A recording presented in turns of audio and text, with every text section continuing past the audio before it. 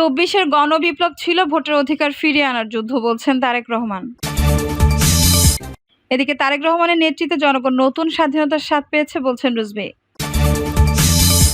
জানাবো, জাতিসংঘের অধিবেশন নিউ ইয়র্কে দেখা হচ্ছে না ডক্টর ইউনূস, মোদির বৈঠক হবে পররাষ্ট্র উপদেষ্টা পররাষ্ট্রমন্ত্রীর। এবং সর্বশেষ জানাবো, মামলার জাল থেকে বের হচ্ছেন খালেদা জিয়া। দর্শক, শুনছিলেন সংবাদ শিরোনাম, এখন বিস্তারিত। ২৪-এর গণবিপ্লব ছিল ভোটের অধিকার ফিরিয়ে আনার যুদ্ধ, বলছেন তারেক রহমান। বিএনপির ভারপ্রাপ্ত চেয়ারম্যান তারেক রহমান বলেছেন, ৫ আগস্ট ছাত্র জনতা যে বিপ্লব ঘটিয়েছে তা অবিস্মরণীয়। ২০২৪-এর বীর শহীদদের প্রতি শ্রদ্ধা জানিয়ে তিনি বলেন, শহীদদের যে আত্মত্যাগ তা আমাদের কাজে লাগাতে হবে। স্বৈরাচারী হাসিনা পালিয়ে গেলেও প্রেতাত্মা এখনো দেশে অবস্থান করছে, তাদেরকে চিহ্নিত করে প্রশাসনকে ঢেলে সাজাতে হবে। তিনি বলেন, ২৪-এর গণবিপ্লব ছিল ভোটের অধিকার ফিরিয়ে আনার যুদ্ধ। আমরা দেশকে আজ স্বৈরাচার মুক্ত করতে পেরেছি। আমাদের লক্ষ্য অল্প একটু অর্জন করেছি। আমাদের আরো অনেক পথ বাকি আছে। এই পথ সঠিকভাবে পাড়ি দিতে হবে। এতে দেশের মানুষের ভোটের অধিকার প্রতিষ্ঠা করতে হবে। তারেক রহমান আরো বলেন, যখন দেশের জনগণের কাছে জবাবদিহিমূলক একটি ব্যবস্থা থাকবে, তখনই যারাই সরকার পরিচালনা করবে তারা জনগণের কথা চিন্তা করবে। এই কারণে জনগণের কাছে জবাবদিহিমূলক সরকার প্রতিষ্ঠা করতে আমাদের এত ত্যাগ, তিতিক্ষা ও আন্দোলন। তারেক রহমান আরো বলেন, দেশের রাজনীতি, আইন ও বিচার ব্যবস্থা সহ সামগ্রিকভাবে মানুষের কাছে আমরা ৩১ দফা দাবি প্রস্তাবনা উপস্থাপন করেছি। এর মধ্যে অনেকগুলো বিষয় আছে। বিএনপি বিশ্বাস করে, দেশের মানুষের ভাগ্য পরিবর্তন করতে চাইলে সকল সংস্থার প্রস্তাবের সঙ্গে সঙ্গে মানুষের রাজনৈতিক অধিকার অর্জনের পাশাপাশি অর্থনৈতিক অধিকার প্রতিষ্ঠা করতে হবে। বাংলাদেশ একটি সম্ভাবনাময়ী দেশে শুধু রাজনৈতিক মুক্তি অর্জন করলে চলবে না, একই সঙ্গে এটার সুফল পেতে হলে জনগণের অর্থনৈতিক মুক্তি অর্জনের পথ বাতলাতে হবে। যদি আমরা ঐক্যবদ্ধভাবে এগোতে পারি, তাহলে সকল ক্ষেত্রে আমাদের মুক্তি হবে। দেশীয় সম্পদ কাজে লাগিয়ে কর্মসংস্থান সৃষ্টি করে বেকার সমস্যা দূর করা যাবে। এনায়েতপুর ও বেলকুচি অঞ্চলে তাঁত শিল্পের উন্নয়ন ঘটিয়ে তাঁত শিল্পের ঐতিহ্য ফিরিয়ে আনতে হবে। তারেক রহমানের নেতৃত্বে জনগণ নতুন স্বাধীনতার স্বাদ পেয়েছে, বলছেন রুজভী। বিএনপি সিনিয়র যুগ্ম মহাসচিব অ্যাডভোকেট রুহুল কবির রিজভী বলেছেন, গত ৫ আগস্টের বিজয়ে ছাত্র যুবক সকলের ভূমিকা রয়েছে, কিন্তু বিএনপির ভারপ্রাপ্ত চেয়ারম্যান তারেক রহমানের ভূমিকা, সঠিক নেতৃত্ব, সিদ্ধান্ত বাংলাদেশের আপামর জনগণ আজ নতুন স্বাধীনতার স্বাদ পেয়েছে, প্রাণ ভরে নিঃশ্বাস নিতে পারছে। রুহুল কবির রিজভী বলেন, গত ৭ জানুয়ারি নির্বাচন বর্জনের সিদ্ধান্ত দিয়েছিলেন তারেক রহমান। অনেকেই অনেক কথা বলছিলেন, এই সিদ্ধান্তের সমালোচনা করেছিলেন, কিন্তু তারেক রহমান বলেছিলেন নির্বাচন বর্জন করতে হবে। আজ পলাতক আওয়ামী লীগ নেতারা বলছেন, ওই নির্বাচনে বিএনপি অংশগ্রহণ করলে শেখ হাসিনা পালাতে হতো না। তারেক রহমানের সঠিক সিদ্ধান্ত স্বৈরাচারী সরকারকে পালাতে বাধ্য করেছে। এনায়েতপুরবাসী ফরাসি বিপ্লবের বিজয়ীদের সঙ্গে নতুন তুলনা করে তিনি আরো বলেন, গত ৪ আগস্ট এনায়েতপুরে পুলিশের সঙ্গে এক ঐতিহাসিক যুদ্ধ হয়েছে। সেই যুদ্ধে এনায়েতপুরবাসী বিজয়ী হয়েছে, পুলিশ পরাজিত হয়েছে। জাতিসংঘের অধিবেশন নিউ ইয়র্কে দেখা হচ্ছে না ডক্টর ইউনূস, মোদির বৈঠক হবে পররাষ্ট্র উপদেষ্টা পররাষ্ট্রমন্ত্রীর। অন্তর্বর্তী সরকারের প্রধান উপদেষ্টা ডক্টর মোহাম্মদ ইউনূসের সঙ্গে নিউ ইয়র্কে ভারতের প্রধানমন্ত্রী নরেন্দ্র মোদির বৈঠক হচ্ছে না। তবে পররাষ্ট্র উপদেষ্টা তৌহিদ হোসেনের সঙ্গে ভারতের পররাষ্ট্রমন্ত্রী এস জয়শঙ্করের দ্বিপাক্ষীয় বৈঠক হবে। জাতিসংঘ সাধারণ পরিষদের অধিবেশনের ফাঁকে এই বৈঠক অনুষ্ঠিত হওয়ার কথা রয়েছে।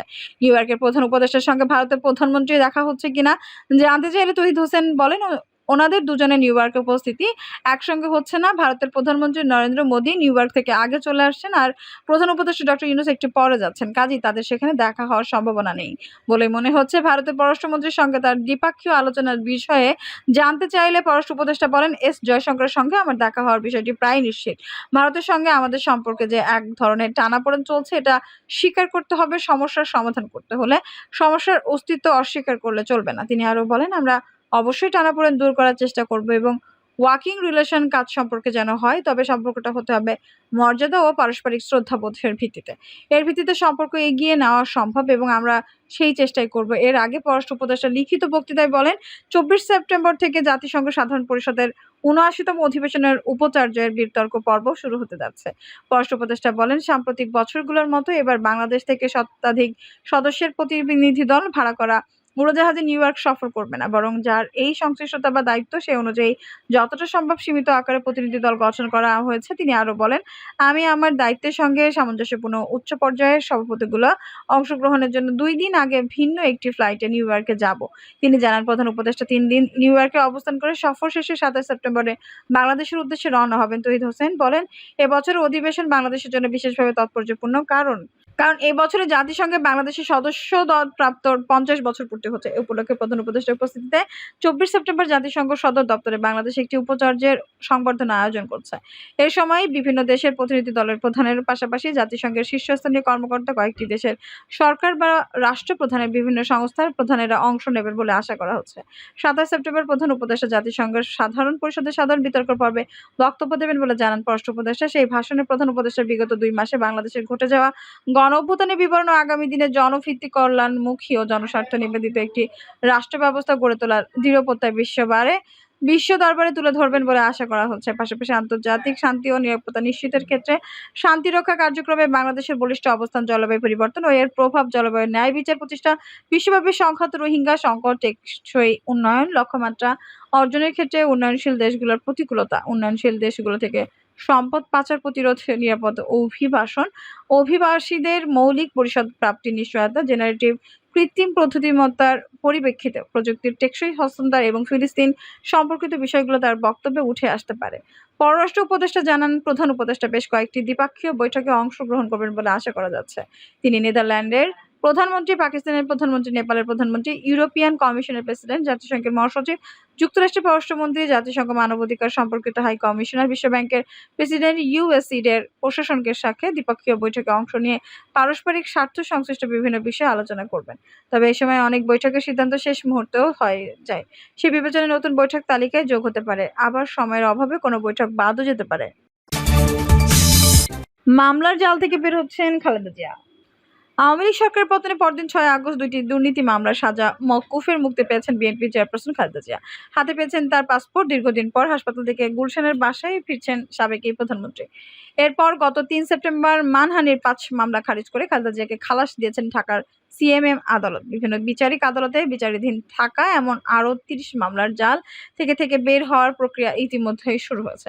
খুব শীঘ্রই সব মামলা থেকে তিনি অব্যাহতি পাবেন বলে আশা প্রকাশ করছেন বিএনপি দলীয় আইনজীবীরা। আইনজীবী ও আদালত সূত্রে জানা গেছে, 2007 থেকে 2016 সাল পর্যন্ত বিএনপি চেয়ারপারসনের বিরুদ্ধে দুর্নীতি, যানবাহনে আগুন দিয়ে মানুষ হত্যা, সহিংসতা, মানহানি ও নাশকতার অভিযোগে 37টি মামলা করা হয়েছিল। এর মধ্যে সাবেক তত্ত্বাবধায়ক সরকারের সময়ে তার বিরুদ্ধে 5টি মামলা করা হয়। মামলাগুলোর মধ্যে 2018 সালে 2টি দুর্নীতির মামলায় 17 বছরের সাজা হয় খালেদা জিয়ার। অভিযোগ প্রমাণিত না হওয়ায় একটির মামলা খারিজ করেন আদালত। এর মধ্যে 7টি মামলা থেকে অব্যাহতি পেয়েছেন, বাকি রয়েছেন আরও 30 মামলা। এর মধ্যে বিচারিক আদালতে 19টি মামলা বিচারাধীন এবং হাইকোর্টে আদেশ স্থগিত রয়েছে। 11টি মামলা কার্যক্রম। এসব মামলা অনিষ্পন্ন থাকলেও জামিনে রয়েছেন তিনি। মামলার মধ্যে গ্যাটকো, নাইকো ও বড়পুকুরিয়া কয়লা খানি দুর্নীতি মামলাসহ 6টি মামলা ঢাকার আদালতে বিচারাধীন। বিএনপি চেয়ারপারসনের উপদেষ্টা ঢাকা আইনজীবী সমিতির সাবেক সভাপতি মাসুদ আহমেদ তালুকদার সমকালকে বলেন, আইনগত পদ্ধতি অনুসরণ করে সামনের দিকে এগোনো হচ্ছে। শিগগিরই খালেদা জিয়া এসব মামলা থেকে অব্যাহতি পাবেন। রাজনৈতিক উদ্দেশ্যে এসব মামলা দায়ের করা হয়েছিল। একটি ধার্য তারিখে অব্যাহতির জন্য প্রয়োজনীয় পদক্ষেপ নেওয়া হবে। দীর্ঘদিন হাসপাতালে চিকিৎসাধীন থাকার পর ৭৯ বছর বয়সী সাবেক প্রধানমন্ত্রী খালেদা জিয়া বর্তমানে গুলশানের বাসায় ফিরে যাওয়া অবস্থান করছেন। খুব দ্রুত তাকে উন্নত চিকিৎসার জন্য বিদেশে পাঠাতে নানা তৎপরতা চালাচ্ছে বিএনপি।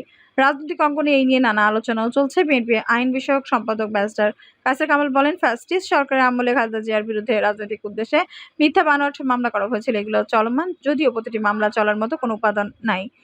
আদালতের প্রতি শ্রদ্ধা রেখে আইনি প্রক্রিয়ায় এসব মামলা মোকাবেলা করা হবে। রাজধানীর গাবতলী, বালুর মাঠ ও মিরপুর মাজার রোড সংলগ্ন এলাকায় 2015 সালের জানুয়ারি থেকে মার্চ পর্যন্ত যানবাহন ভাঙচুর, পুলিশের কাজে বাধা সহ নাশকতার অভিযোগে খালেদা জিয়ার বিরুদ্ধে দারুস সালাম থানায় 11টি মামলা হয়।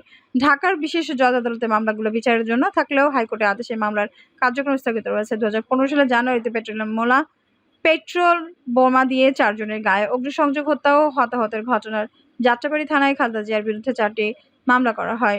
এসব মামলা উচ্চ আদালতের আদেশে স্থগিত রয়েছে। 2015 সালের 25 জানুয়ারি ঢাকা চট্টগ্রাম মহাসড়কের হায়দারপুলের 14 গ্রামে একটি কাভার্ড ভ্যানে অগ্নিসংযোগ ও পাশাপাশি বেশ কিছু গাড়ি ভাঙচুর করেছে ঘটনা ঘটে। এ ঘটনায় ওই দিন 14 গ্রাম থানার বিশেষ ক্ষমতা আইনে এবং নাশকতার অভিযোগে 2টি মামলা হয়। 2017 সালের 14 ফেব্রুয়ারি এই মামলার কুমিল্লার মহানগর হাকিম আদালতে অভিযোগপত্র দাখিল করা হয়। খালেদা জিয়া সহ 32 জনকে এই মামলায় আসামি করা হয়। 2টি মামলায় তিনি হাইকোর্ট থেকে জামিন আছেন। একই বছরের 2 ফেব্রুয়ারি ঢাকা চট্টগ্রাম মহাসড়কে একটি বাসে পেট্রোলিয়াম বোমা নিক্ষেপ করা হয়। এই ঘটনায় যারা মারা যান তারা 7 জন যাত্রী এবং গুরুতর আহত হন আরও 25 থেকে 26 জন। এ ঘটনার পরদিন চট্টগ্রাম থানায় এসআই নুরুজ্জামান বাদী হয়ে ৫৬ জনের বিরুদ্ধে মামলা করেন। এই মামলার আদালতে অভিযোগপত্র দেওয়া হলেও বিচার কার্য এখনই শুরু হয়নি। ৭১ এর মুক্তিযুদ্ধের শহীদদের সংখ্যা নিয়ে বিতর্ক সৃষ্টির অভিযোগে খালেদা জিয়ার বিরুদ্ধে ২০১৬ সালের ২৫ জানুয়ারি রাষ্ট্রদ্রোহিতার মামলা করেন সুপ্রিম কোর্টের আইনজীবী ডক্টর মমতাজ উদ্দিন আহমেদ মেহেদী। উচ্চ আদালতের নির্দেশে এই মামলার কার্যক্রম স্থগিত রয়েছে। এছাড়া নাইকো, গাটক, বড়পুকুরিয়া কয়লা খানির দুর্নীতিসহ ৬টি মামলার বিচার নিম্ন আদালতে চলমান থাকলেও অসুস্থ থাকার কারণে ২০১৯ সাল থেকে এই পর্যন্ত কোনো মামলা ধার্য তারিখ আদালতে হাজিরা দিতে পারেনি খালেদা জিয়া। বিএনপি আইন বিষয়ক সম্পাদক অ্যাডভোকেট সৈয়দ জয়নুল আবেদীন মেজবাহ বলেন, ফৌজদারি কার্যবিধি ও সাংবিধানিক প্রক্রিয়া এসব মামলা প্রত্যাহারের জন্য সামনের দিকে এগোচ্ছি। সরকারের সঙ্গে আলাপ আলোচনা চলছে। খুব শীঘ্রই মামলাগুলো সরকার প্রত্যাহারের ব্যবস্থা করবে বলে আশা প্রকাশ করেন তিনি। ক্ষমতার অপব্যবহার করে ৩টি গ্যাস ক্ষেত্রে পরিত্যক্ত দেখিয়ে কানাডীয় কোম্পানি নাইকোর হাতে তুলে দেওয়ার মাধ্যমে রাষ্ট্র প্রায় ১৩,৭৭৭ কোটি টাকার ক্ষতি অভিযোগ খোলে খালেদা জিয়ার বিরুদ্ধে। ২০০৭ সালের ৯ ডিসেম্বর তত্ত্বাবধায়ক সরকারের আমলে খালেদা জিয়া গ্রেপ্তারের পর তেজগাঁও থানায় এই মামলা করে দুদক। ২০০৮ সালের ৫ মে খালেদা জিয়া সহ ১১ জনের বিরুদ্ধে অভিযোগপত্র দেয় দুদক। বর্তমানে মামলাটি ঢাকার ৯ নম্বর বিশেষ জজ আদালতে বিচারাধীন। আগামী ২৪ সেপ্টেম্বর মামলার পরবর্তী শুনানির তারিখ রয়েছে। দর্শক, এই ছিল এখনকার সর্বশেষ সংবাদ নিউজটি। ভালো লাগলে অবশ্যই একটা লাইক দিন, কমেন্টে আপনার মূল্যবান মতামত জানান। সবসময় আমাদের পাশে থাকতে সাবস্ক্রাইব করে বেল বাটনটি অন করে রাখুন। ধন্যবাদ।